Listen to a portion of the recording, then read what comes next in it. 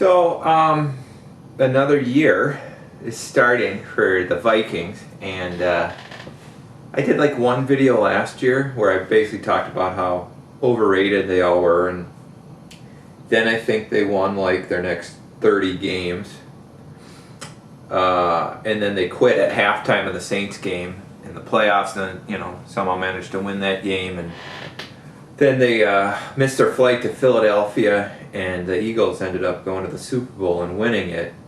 But really, it was kind of amazing how Case Keenum just lit the state on fire, how he led them to that amazing season. And I'm just so excited to see him suit up for the first game on Sunday for the Broncos.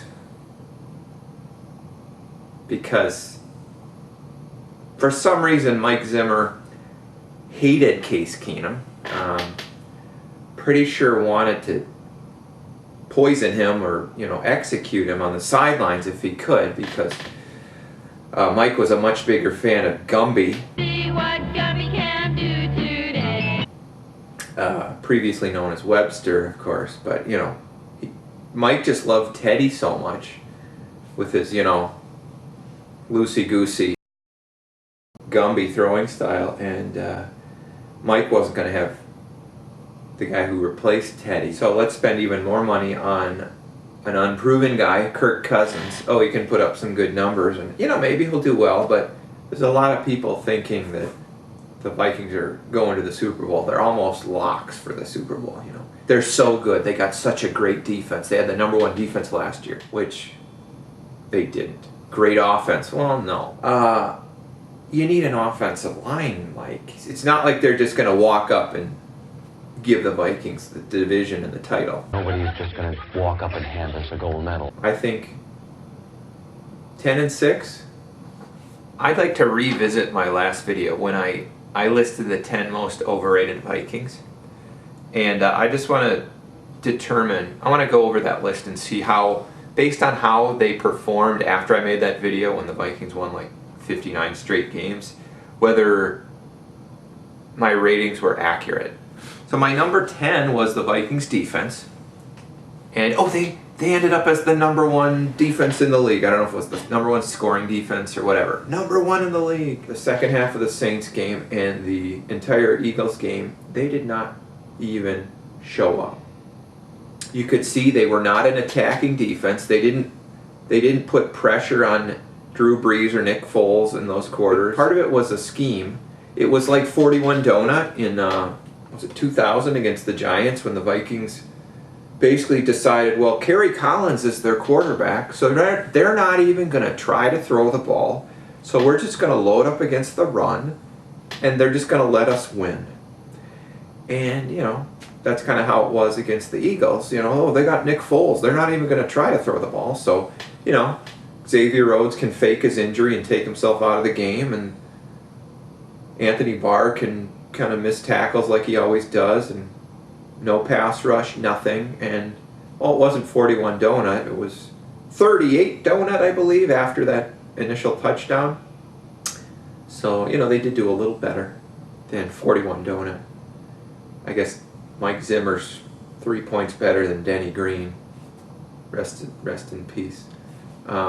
Ring of Honor. So the Vikings defense, incredibly overrated.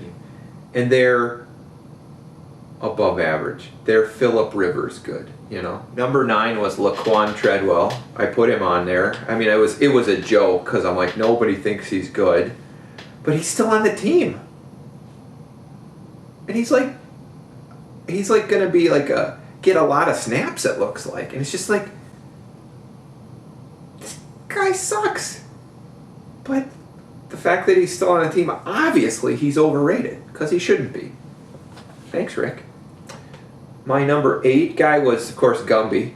I had initially called him Webster, but Gumby's much more appropriate, because he throws the ball like this, and he's no longer a Viking. But he belonged on there because Zimmer, and all you ever hear about Gumby is what a great kid he is. He's such a great kid. We love him so much. And you never hear about how good he is at football. But that's the world we're in now, where sports are irrelevant sports. It's not. The sports doesn't matter. It's all about some sort of politics or social justice cause. That's what's important. It's not about can he throw a football. I mean, he can. It just looks like this, like Greg Louganis ordering a drink. Number 7, Mitch Leidner. Most people, maybe even most people, don't even know who that is because he was a Gopher quarterback, but he never made the team, so we'll just ignore him. Anthony Barr, he was number 6. It seems too low, but there's so many guys who belong on this list that you gotta rank them somehow. Anthony Barr, he's terrible. There was a missed tackle in that NFC Championship game that was just beyond comprehension. And he's just the guy who, he looks like he doesn't want to get hit or take a hit or hit anybody. He just looks like he wants to run around. Sort of like Greg Louganis after he's ordered the drink. Number 5, Everson Griffin. I think a lot of people would disagree with him being on the list, but he belongs there. He has I think the best reputation of any of our defensive line, as far as he's considered this dominant pass rusher. And yeah, he had the foot injury at the end of the season, but even before that, it's like he's a guy who he'll have 1 or 2 really good plays a game, it seems like. He'll beat his guy 1 or 2 times, get a sack, and that's it. You never hear from him. And in the big moments, he's invisible. So he belongs there. Number 4, Harrison Smith. Probably doesn't belong on this list. I feel like he's a good player, I feel like he's good, but not at the level, again, people want him to be at. So I feel like he is overrated. I think physically, he is not a great specimen, And he certainly made some mistakes in that Philly game. But I'm on the fence of whether he belonged there because I feel like had a pretty good year. But again, in the big moments, I didn't see him do anything.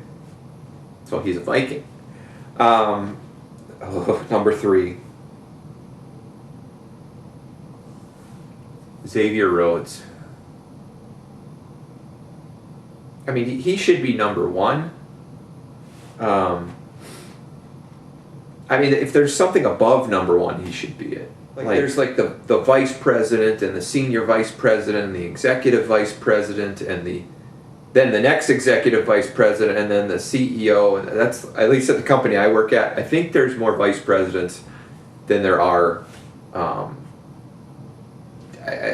think I'm the only person at the company who's not a vice president. Xavier Rhodes is the president of all these vice presidents of overratedness.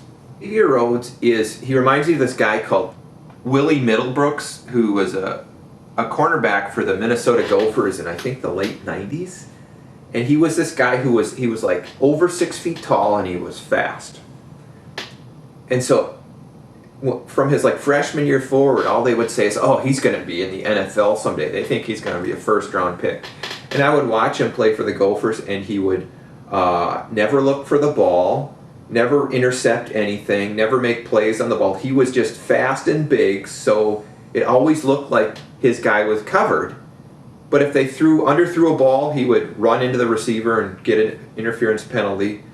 If there was a chance to make an interception, he would make it because he wasn't looking. And he was kind of always hurt. Again, Xavier Rhodes.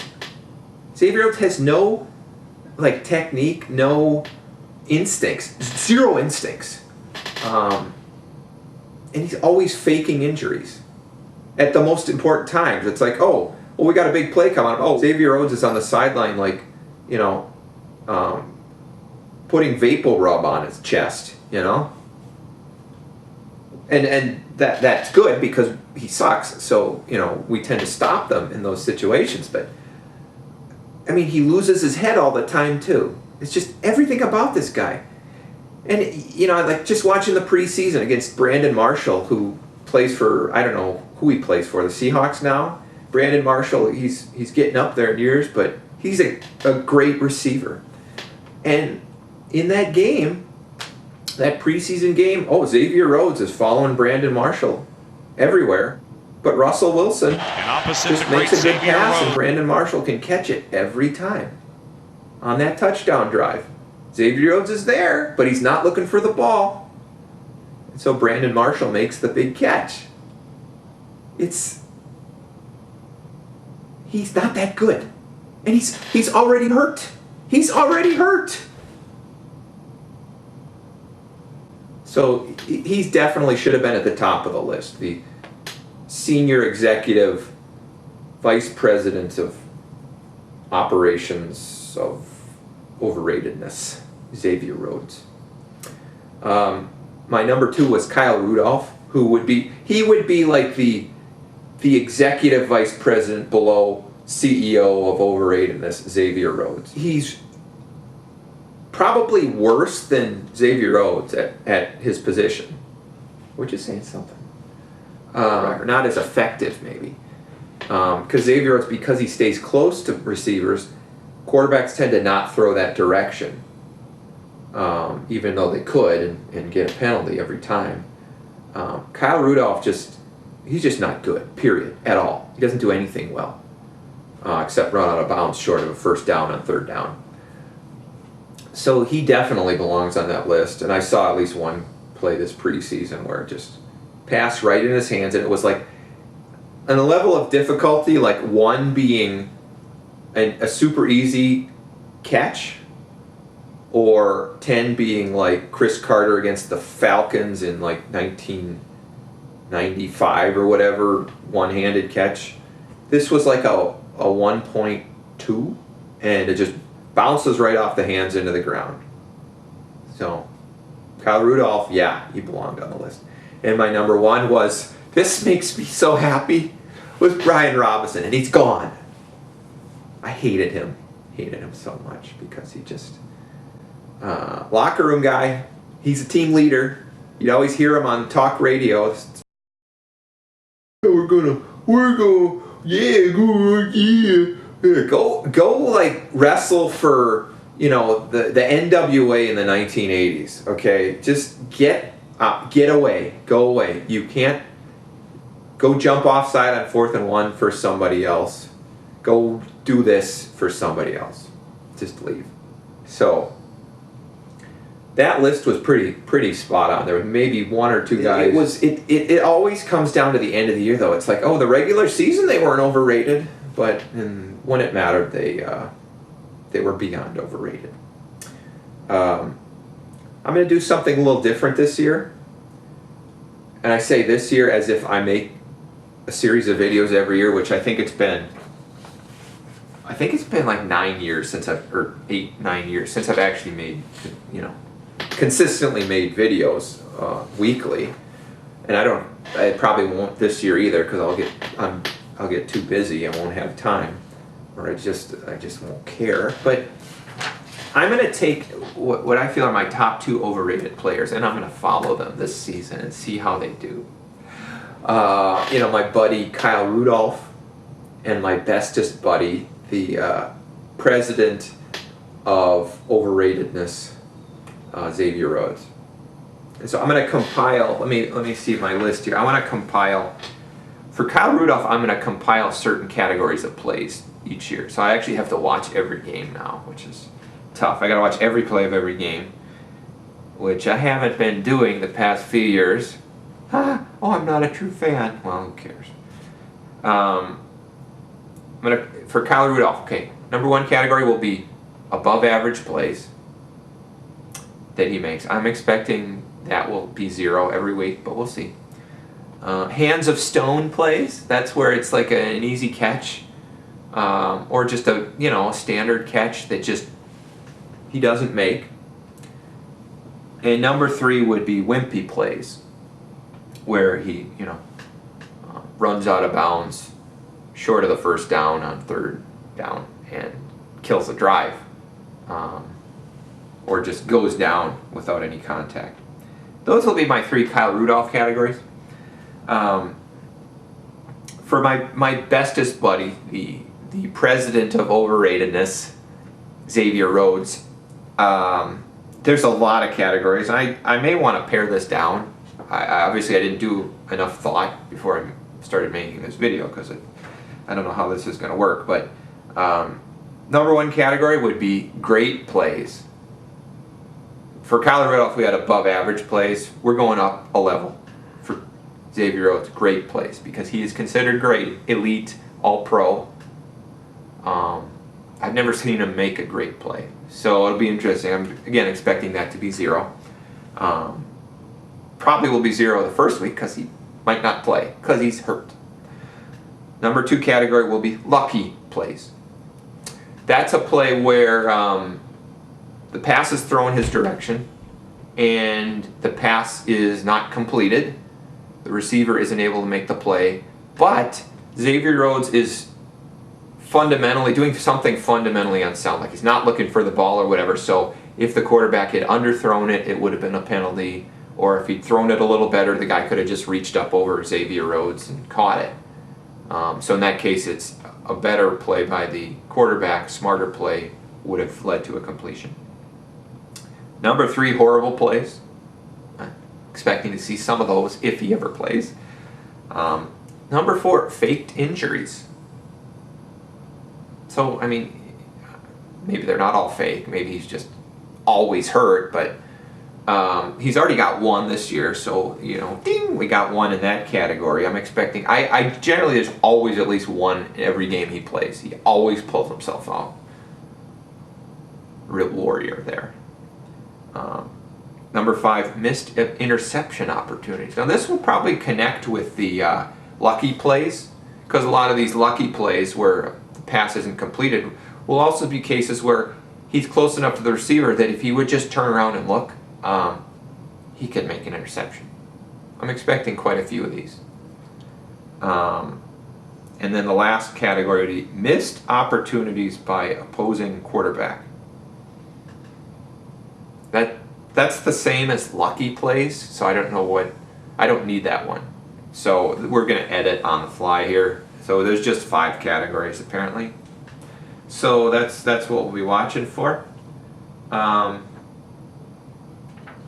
So we'll see. You know, it's Vikings start the season.